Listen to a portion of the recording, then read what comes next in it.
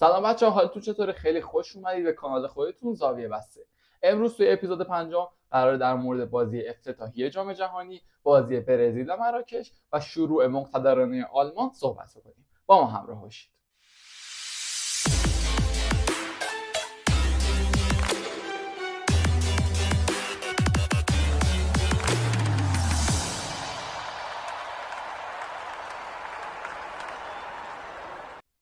خب بچه‌ها، بیایید از بازی مکزیک و آفریقای جنوبی شروع کنیم. بازی که افتتاحیه جام جهانی بود توی مکزیک برگزار میشد. توی چه استادیومی شو نمیدونم، اگه که لحظه بهم اجازه بدین احتمالا میتونم بهتون بگم تو چه استادیومی هم برگزار میشد. آتکا فکر کنم. الازه اجازه به من بدین، ننوشته چیزی، ولی فکر کنم ورزشگاه آتکا یا هم چیزی بود. و بازی که مکزیک موفق شد 2-0 برنده بشه اون مسابقه رو. آفریقا اصلا حرفی برای گفتن نداشت توی اون مسابقه و بازی کاملا دست مکزیک بود. یه بازی تقریبا یه طرفه رو دیدیم. آفریقایی‌ها تو نیمه اول یه شوت زدن کلا که اونم تو حیاط خونه ماست. توپش توپو تا وسط زمین تقریبا جالب میتونستن بیارن، ولی از وسط زمین به بعد هول میشدن و نمیتونستن بازی قابل قبولی رو ارائه بدن. سر گل اولی که خوردن این اشتباه دروازه‌بان بود. اولا پرسینگ خوب مکزیکیا بود، های پرس عالی مکزیکیا بود که گزینه‌ای برای دروازه‌بان نداشت و دروازه‌بان چیکار کرد؟ اومد پاس داد به یه هافبک فکر کنم و اون هافبک کنترلش بسیار بد بود. کنترلش قشنگ در مسیر حرکتی مهاجم مکزیک بود. توپگیری عالی و کنترل افتضاح و دفاع و پوشش نامناسب از اون اشتباه باعث شد که گل اول مکزیک به ثمر برسه. گل دوم مکزیک هم روی ضربه سر خیمنز زده شد که چی شد؟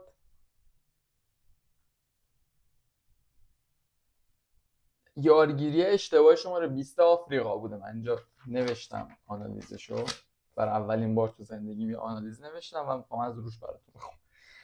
شماره 20 مکزیک یارگیری اشتباه انجام داد، یه سانتر خوشگل خیمنز ضربه سر عالی زد و گل دوم هم به ثمر رسید. آفریقایی‌ها کاملا ناهماهنگ تو این مسابقه بازی کردن و با خطا سعی می‌کردن که چیکار بکنن؟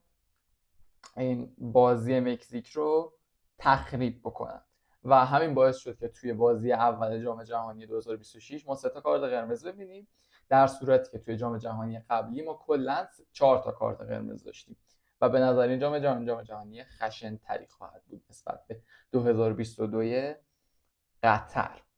موضوع بعدی بازی برزیل و مراکشه.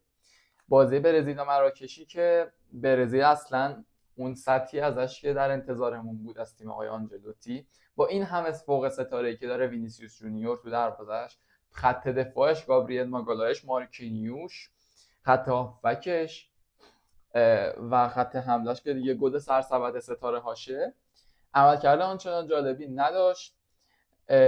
گل رو روی اشتباه گابریل ماگالایش به نظر من خوردن، هم آفساید پر کرده و هم پشت سرش رو ندید که این یار مراکش داره میره. پاس زیبای ابراهیم دیاز، چیپ خوشگل و گل اولی که به ثمر رسید.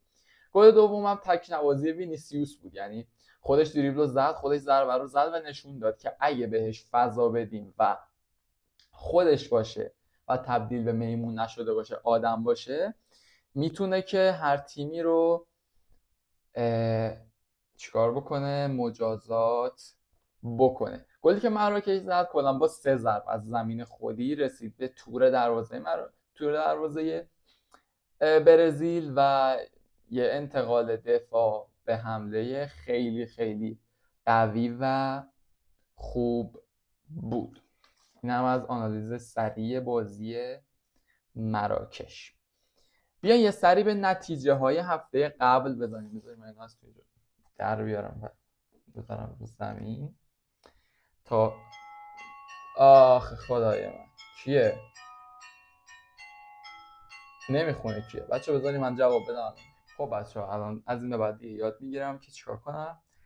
بذارم رو حالت مزاحم نشوید وقتی که دارم ویدیو ضبط میکنم. خب مکزیک که 2-0 تونست آفریقای جنوبی رو شکست بده. همون شب کره جنوبی موفق شد جمهوری چک رو شکست بده و فکر کنم به رکورد 6 بازی رسید که از هیچ تیم اروپایی نمیبازه کره. آمریکا کانادا و بوسنی 1-1 کردن که خیلی بازی دراماتیکی بود و به نظر من هم بازی کانادا بوسنی و هم بازی بعدیش که آمریکا پاراگوئه بود که آمریکا 4-1 برنده شد بازی مستحقق تری برای افتتاحیه اصلی جام جهانی بودن. درسته حالا توی کشور خودشون بازی افتتاحیه بود، یعنی توی کانادا بازی افتتاحیه کانادا و بوسنی بود و توی آمریکا هم آمریکا پاراگوئه بود، ولی به نظر من افتتاحیه اصلی جذابیتش این دوتا بهتر بودن و خیلی بازی دراماتیکی شد. بازی کانادا بوسنی در دقایق پایانی بوسنی موفق شد که گل رو بزنه و همه پیش بینی‌ها رو از جمله خود من رو خراب کرد. آمریکا پاراگوئه که بامداد جمعه برگزار شد 4 فکر کنم که آمریکا 4-1 پاراگوئه رو در هم کوبید. خیلی بازی قشنگی بود و آمریکا توپ پر شروع کرد مسابقات امسال رو. حالا با توجه به اینکه البته میزبان هم بود، بازی قطر سوئیس که اونم خیلی دراماتیک بود من دیدم خودم که قطر الخوخی همچین چیزی دقایق آخر اومد یه ضربه سر زد و تموم کرد کارو، بازی مساوی کرد و اولین امتیاز قطر توی جام‌های جهانی تبدیل شد این قضیه. برزیل مراکش هم من دیدم که خب در مورد صحبت کردیم که 1-1 شد. اسکاتلند 1-0 هایتی رو شکست داد، نازون نتونست کاری بکنه و استرالیا برخلاف اون چیزی که همه فکر می‌کردن و خود آردا گولر که گفته بود، یه فیلمی ازش اومد که گفته بود بچه‌ها ما خیلی بهتر از اوناییم، امیدش و اینا، 2-0 ترکیه رو شکست داد. ترکیه پرمدعای امسال رو. دیروز دوتا بازی خیلی جذاب برگزار شد، یعنی همه بازی به نظر من جذاب بود دیروز، ولی آلمان که 7-1 کراسائو رو شکست داد که یادآور اون بازی برزیل 2014 شد و کراسائو که برای اولین بار به جام جهانی اومده بود بر اثر 48 تیمی شدن هم صعود کرده بود. یه گل به مانوئل نویر زد، خیلی افتخار بزرگی خواهد برای تاریخشون که هم اومدن جام جهانی هم به آلمان گل زدن، ولی خب خیلی با اختلاف بسیار زیادی شکست خوردن از آلمان. بازی بعدی هلند ژاپن بود که 2-2 مساوی شد، اونم بازی جذابی بود. ساحل عاج 1-0 اکوادور رو برد و سوئد هم 5-1 تونس رو برد. سوئدی که خط حملهش خیلی خطرناکه به نظر من، ایساکو داره و گیوکرش، بقیه بازیکناشون هم نمیشناسم. و امروز اسپانیا کیپ ورد با هم بازی دارن، بلژیک مصر، عربستان اوروگوئه و ایران نیوزلند. میخواستم توی این ویدیو در مورد پیش بینیایی که انجام دادم قبلا صحبت بکنم، یعنی تحلیل کنم پیش بینی، بگم کدومو درست گفتم کدومو اشتباه، ولی وقت نشد دیگه راستشو بخواین، شرمنده اخلاق ورزشکاریتونم نشد. ولی خب از امروز تا پایان بازی‌های چهارشنبه رو که اپیزود بعدیمون میاد چیکار میکنیم براتون پیش بینی میکنم. اسپانیا به نظر من کیپ وردو خواهد برد، مصر و بلژیک میبره، عربستان اوروگوئه خواهد برد، ایران نیوزلند رو نمیدونم ولی احساس میکنم یه تساوی به دست میاد توی بازی ایران نیوزلند. فردا فرانسه سنگاله که خیلی بازی جذابیه و سنگال به نظر من میبره، عراق نروژ میبره، آرژانتین الجزایر مساوی میشه، اتریش اردن هم به نظر من مساوی میشه. آرژانتین الجزایر البته نمیدونم. و چهارشنبه پرتغال کنگو، خب 100% پرتغال خواهد برد. انگلیس کرواسی، به نظر من انگلیس میتونه که برنده بشه. غنا پاناما هیچ ایده ای ندارم، فکر کنم غنا برنده شه. و ازبکستان کلمبیا که احساس میکنم ازبکستان بتونه کلمبیا رو ببره. حتی با وجود لوئیس دیاز. و از پنجشنبه هفته دوم مسابقات شروع میشه. تو این اپیزود جدولا کامل نیست و تحلیل جدولا رو میذاریم برای اپیزود ششم که چهارشنبه عصر میاد و در مورد جدول هم حتما صحبت خواهیم کرد. اینم از این. خیلی اپیزود در همون تو همی شد، احساس کنم قرار نبود انقدر زود تموم بشه. حالا بیاین بریم به اینجا. یه چیزی هفته قبل میخواستم بگم ولی یادم رفت، اونم این بودش که یه رکوردایی الان ثبت شده از تیمایی که بیشترین بازیکن توی جام جهانی 2026 رو دارن که دوتاشون انگلیسی هن. بیشترینشون منچستر سیتیه که 19 تا بازیکن توی جام جهانی داره، بعدی بایر مونیخه که 18 تا داره، پی اس جی 16 تا و آرسنال هم همینطور 16 تا و بارسلونا 15 تا که خب این سومی به نظر من بارسا خیلی مشخصه چون نصف تیم ملی اسپانیا از بارسا. حالا میرسیم به عجیب ترین رکوردهای جام جهانی. اگه من بتونم روش زوم بکنم که نشد، بعد برم نزدیک و بخونم. جوانترین بازیکن جام جهانی نورمن وایتساید، بازیکن سابق منچستر یونایتد، پس از اینکه در سال 1982 با پیراهن ایرلند شمالی در مقابل یوگسلاوی با تنها 17 سال و 41 روز سن به میدان رفت، همچنان جوانترین فوتبالیست تاریخ جام جهانیه. کی؟ نورمن وایتساید توی جام جهانی 1982. مسن‌ترین بازیکن عصام الخضری، دروازه‌بان مصری که به مسن‌ترین و همچنین مسن‌ترین بازیکن و همچنین مسن‌ترین کاپیتان تبدیل شد که تا کنون در یک مسابقه جام جهانی فیفا به میدان رفته است.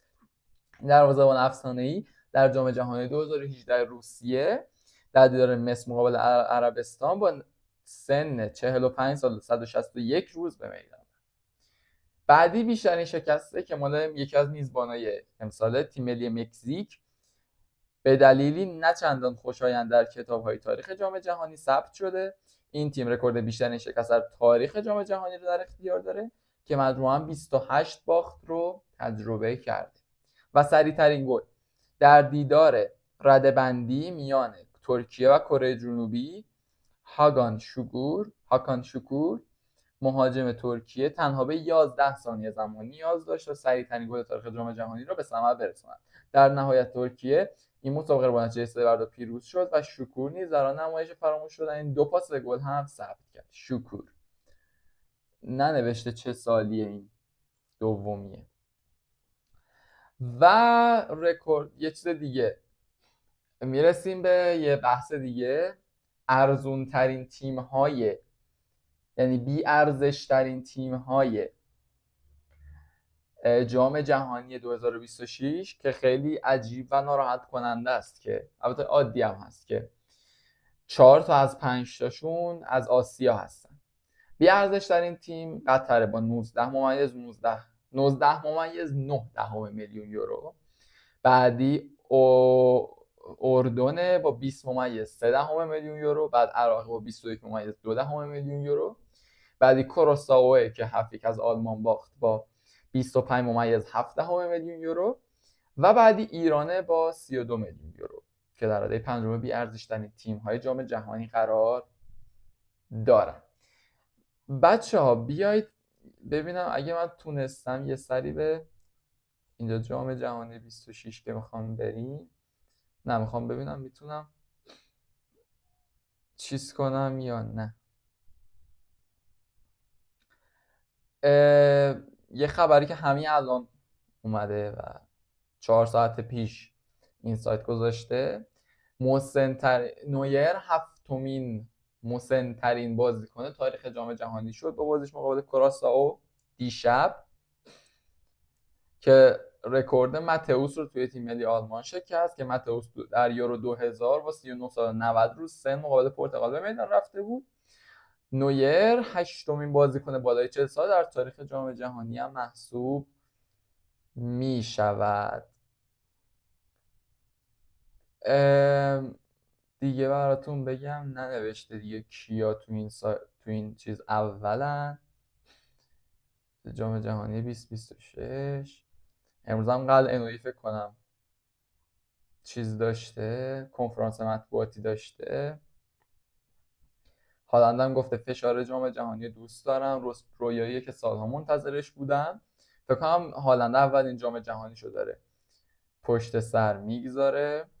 و اینو میخواستم ببینم، آقای گلها یاسین عباس عیاری از سوئد با 2 گل اولی که هیچیش پنالتی نبوده، کای هاورتس هم 2 گل زده که یه پنالتی بوده، فلوریان بارگان از بالوگان از آمریکا هم 2 تا گل زده، المچا 1 گل، جان مکگین 1 گل، یه گل کلا خیلی داره.